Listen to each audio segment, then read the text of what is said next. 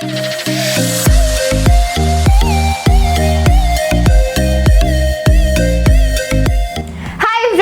M मधु। So friends, आज इस video में हम डिस्कस करेंगे how to make your own answers. Questions के हम आंसर्स खुद कैसे बनाएं, क्योंकि कई बार ऐसा होता है कि हमें क्वेश्चन का आंसर पता तो होता है लेकिन उसका आंसर बनाना नहीं आता है। तो आज इस वीडियो में हम इसी टॉपिक के बारे में पूरा अच्छे से डिस्कस करेंगे एंड साथ ही साथ मैं आपको क्वेश्चंस के एग्जांपल्स लेके दिखाऊंगी कि कैसे आप क्वेश्चंस के आंसर्स खुद बना सकते हो। ठीक है, so this video is going to be very helpful for you, so watch this video till the end. So friends, start करते हैं। किसी भी क्वेश्चन का आंसर लिखने के लिए आपको इन दो बातों का ध्यान रखना है। सबसे पहले तो कंसेप्ट। अब जो भी क्वेश्चन है तो सबसे पहले तो आपको उसका आंसर पता होना चाहिए, तभी तो आप लिख पाओगे।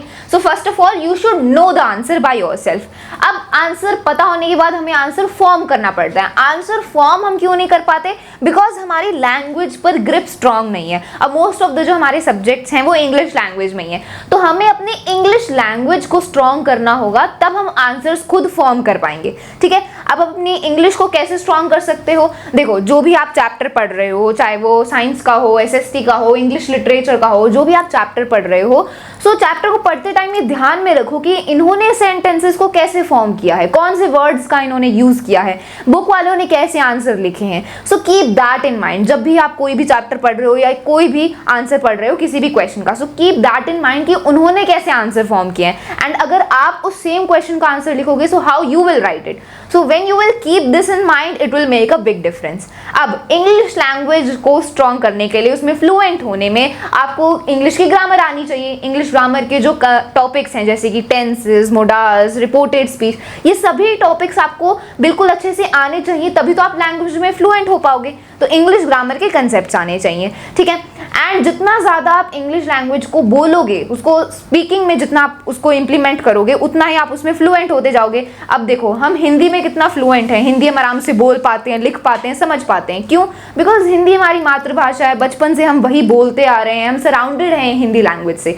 तो जितना ज़्यादा आप इंग्लिश को बोलोगे, जितना इंग्लिश को आप अपने अराउंड उसको सराउंड करोगे अपने आप, जब आप सराउंडेड हो जाओगे इंग्लिश लैंग्वेज से, तो आप भी उसमें बहुत जल्द फ्लुएंट हो जाओगे। ठीक है, एंड जितनी ज़्यादा प्रैक्टिस करोगे, practice also makes you perfect. So practice जितनी ज़्यादा करोगे उसको बोलने की, लिखने की, then also you will become fluent in it. काफ़ी ऐसे यूट्यूबर्स होते हैं जो वीडियो बनाते हैं कि 10 दिन में इंग्लिश में परफेक्ट हो जाओ, 15 दिन में इंग्लिश में परफेक्ट हो जाओ। कोई भी शॉर्टकट नहीं है, ये सिर्फ प्रैक्टिस का ही इसमें रोल है। जितना ज़्यादा प्रैक्टिस करोगे, जितना ज़्यादा आप रीड करोगे इंग्लिश बुक्स को, उतना ही आप उसमें फ्लुएंट होगे। अभी तो आपके एग्जाम्स में 3-4 मंथ्स बाकी भी हैं, तो अगर आप अभी से ही इंग्लिश की ग्रामर के कंसेप्ट्स को समझते हो, इंग्लिश की प्रैक्टिस करते हो, तो आप एग्जाम्स तक बिल्कुल फ्लुएंट हो जाओगे इंग्लिश में and you will be able to make your own answers. ठीक है, कोई भी शॉर्टकट नहीं है इसका, you have to practise it more. ठीक है, एंड इंग्लिश लैंग्वेज वैसे ही बहुत ज़्यादा इंपॉर्टेंट है। आगे जितने भी आप इंटरव्यूज़ दोगे किसी भी कॉम्पिटिटिव एग्जाम में, या फिर काफ़ी ऐसे फ्रेंड्स होंगे जो अब्रॉड जाना चाहते हैं, तो आगे इंग्लिश तो बहुत ही उसका बड़ा रोल है, इंग्लिश मस्ट है। तो जितनी जल्दी आप इस इंग्लिश में फ्लुएंट हो जाओगे, that is better for you. ठीक है, तो इन दो तरीके से, यही दो मेन चीज़ें हैं जिनसे आप अपने आंसर्स को फॉर्म कर सकते हो। अब मैं आपको 2 एग्जांपल्स लेके दिखाती हूँ। 2 मैं आपको क्वेश्चंस के एग्जांपल लूंगी एंड मैं आपको बताऊंगी कि कैसे आप आंसर फॉर्म कर सकते हो। ठीक है, सो ये क्वेश्चन है साइंस के चैप्टर लाइफ प्रोसेसेस का। क्वेश्चन क्या है? What is double circulation of blood in human beings, why is it necessary. तो देखो, जब भी आपने क्वेश्चन पढ़ा तो ये भूल जाओ कि ये कौन सा क्वेश्चन है, ये प्रीवियस ईयर क्वेश्चन है, एनसीईआरटी का क्वेश्चन है, ये भूल जाओ। ठीक है, मैम ने क्या आंसर लिखवाया था, बुक में क्या लिखा था, सब कुछ भूल जाओ। सिर्फ क्वेश्चन को समझो एंड उसका आंसर क्या है वो अपने दिमाग में सोचो। अब डबल सर्कुलेशन पूछा है कि डबल सर्कुलेशन है क्या, तो अपने दिमाग में सोचो डबल सर्कुलेशन क्या है। डबल सर्कुलेशन क्या है कि जब एक साइकिल में जो ब्लड है वो हमारे हार्ट से 2 बार होके गुजरता है, तो 2 बार होके गुजरता है, तो इसे ही बोला जाता है डबल सर्कुलेशन। एंड ये जरूरी क्यों है, नेसेसरी क्यों है? इससे जो हमारी बॉडी का ऑक्सीजनेटेड एंड डीऑक्सीजनेटेड ब्लड है वो सेपरेटेड रहता है, अलग अलग रहता है। आंसर हमें पता है। अब आंसर पता है, अब आपको इसको सेंटेंसेस में फॉर्म करना होगा। ठीक है, कैसे फॉर्म करोगे? तो सबसे पहले डबल सर्कुलेशन क्या होता है उसका सेंटेंस आपको फॉर्म करना है। सो देखो, इन 1 cycle blood flows twice through the heart. This is called double circulation.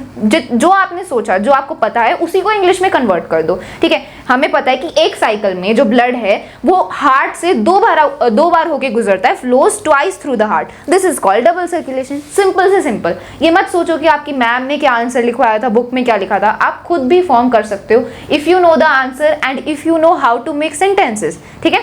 तो इसका आंसर क्या होगा, इन वन साइकिल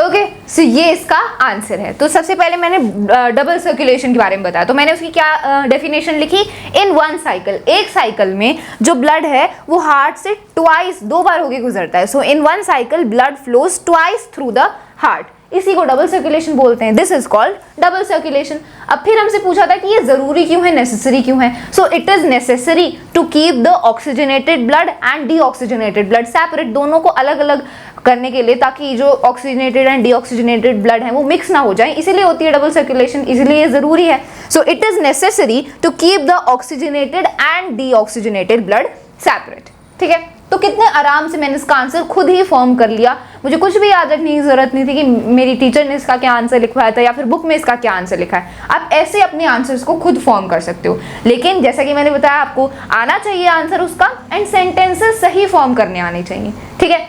तो ये इसका आंसर हो गया। अब एक और क्वेश्चन का एग्जाम्पल लेते हैं।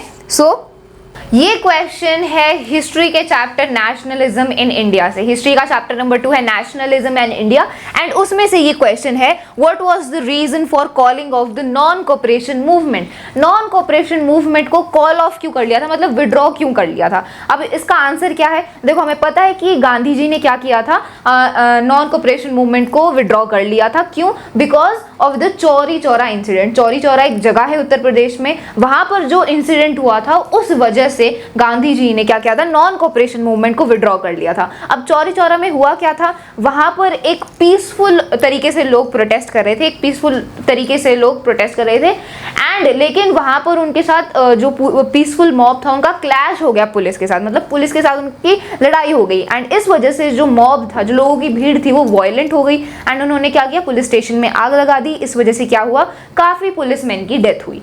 तो ये वायलेंट जो हुआ, ये जो वायलेंस हुआ, इस वजह से गांधी जी को लगा कि अभी जो सत्याग्रहीज हैं वो एक पीसफुल तरीके से प्रोटेस्ट करने के लिए तैयार नहीं है, इसलिए उन्होंने डिसीजन लिया कि नॉन कोऑपरेशन मूवमेंट को विड्रॉ कर लिया जाए। तो ये तो इसका पूरा आंसर हो गया जो कि आपको पता होना चाहिए। अब आप इसको फॉर्म कैसे करोगे, आप इसको सेंटेंस में कैसे लिखोगे। तो देखो ये है एक शॉर्ट आंसर क्वेश्चन, 2 मार्क्स का, 2-3 मार्क्स का ही है, तो इसका आंसर आपको शॉर्ट ही रखना है, इसमें ज्यादा आपको डिटेल में नहीं जाना है। तो सबसे पहले रीजन ही पूछा है तो सिंपल आप लिख दोगे that the non cooperation movement was withdrawn because of the Chauri Chaura incident. जो चौरी चौरा इंसिडेंट हुआ था उस वजह से नॉन कोऑपरेशन मूवमेंट को विड्रॉ कर लिया था, या फिर आप बोल सकते हो कॉल ऑफ कर लिया था, कुछ भी आप लिख सकते हो, ठीक है। तो सबसे पहले रीजन लिखना है, the non cooperation movement was withdrawn because of the Chauri Chaura incident. अब चौरी चौरा में हुआ क्या था वो आप 1-2 लाइन में बता सकते हो। In 1922 at Chauri Chaura in Uttar Pradesh a peaceful mob मतलब मॉब होता है लोगों की भीड़, एक लोगों का ग्रुप, तो वो पीसफुल तरीके से प्रोटेस्ट कर रहे थे, but they turned violent and clashed with the police के साथ उनकी लड़ाई हो गई। इस वजह से क्या हुआ, काफी पुलिसमैन की डेथ हुई। तो ऐसे आप थोड़ा सा डिस्क्रिप्शन भी दे सकते हो, ठीक है। तो ये इसका पूरा आंसर हो जाएगा। So the non cooperation movement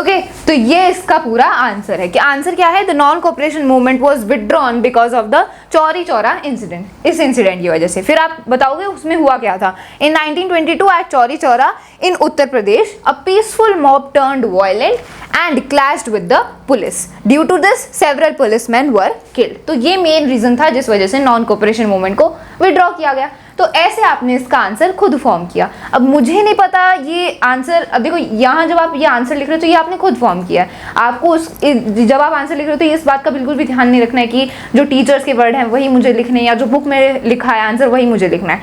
this is what how you make your own answers. ठीक है, तो मैंने आपको 2 क्वेश्चन के एग्जाम्पल से समझा दिया that how you make your own answer. So I hope आपको ये वीडियो यूजफुल लगा होगा। If you found this video helpful then share it with your friends. That's all for this video. Thank you so much.